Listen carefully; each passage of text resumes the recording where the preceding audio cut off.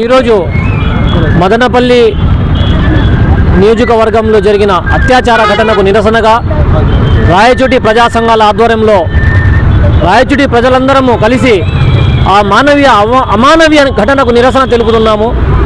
ఈ ఘటన చూస్తే ఒళ్ళు గగ్గురించే పరిస్థితి ఉంది. ఏడేళ్ల చిన్న బిడ్డ రక్షణ లేదు. చిన్న పాప కాడి నుంచి వయసులో ఉన్న వాళ్ళ కాడి నుంచి ఈ దేశంలో ఎక్కడ రక్షణ ఉంది?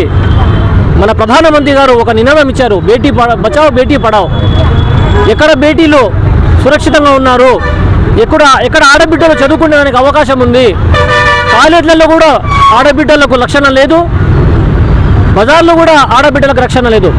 ఈరోజు మనం చూసుకున్నట్టయితే దేశంలో ప్రతిరోజు 80 నుంచి 90 ఆడబిడ్డల మీద అఘాయిత్యాలు జరుగుతున్నాయి. ఇది NCRB data, national crime bureau record వాళ్ళ డేటా. ప్రతిరోజు 80 నుంచి 90 మంది ఆడబిడ్డలు అఘాయితానికి గురవుతున్నారు. దీనికోసమైనా మన పూర్వీకులు రాజ్యాంగం సృష్టించింది, రాజ్యాంగం చేసింది. దీనికోసమైనా మన గాంధీ గారు చెప్పిన మాట, ఆడబిడ్డ ఏ రోజైతే అర్ధరాత్రి నడుస్తుందో భయం లేకుండా ఆ రోజు మనకు స్వాతంత్రం వచ్చినట్టు.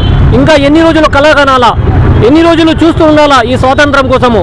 మేమందరం ఒకటే డిమాండ్ చేస్తున్నాము, ఎవరైతే ఈ అమానవీయ ఘటనకు పూనుకున్నారో అతనిని చట్టపరంగా శిక్షించాలి. అలాగే ఇటువంటి చర్యలు మళ్ళీ రిపీట్ కాకుండా ప్రభుత్వాలు చట్టాలు చేస్తూనే ఉన్నారు. ఇందాక మన సార్ చెప్పినట్టు చట్టాలతో పాటు అవగాహన కార్యక్రమాలు చేస్తూ ప్రజల్లో అవగాహన కల్పించిన రోజే నిజమైన మనకందరికీ ఇవన్నీ అమల్లో వస్తాయి. అలాగనే ఏదైతే బాధిత కుటుంబం ఉందో ఆ బాధిత కుటుంబానికి రాష్ట్ర ప్రభుత్వం ఆదుకోవాలని, వాళ్ళకందరికీ రక్షణ కల్పించాలని, నిందితుడికి కఠినమైన శిక్ష వేయాలని మేమందరము డిమాండ్ చేస్తున్నాము.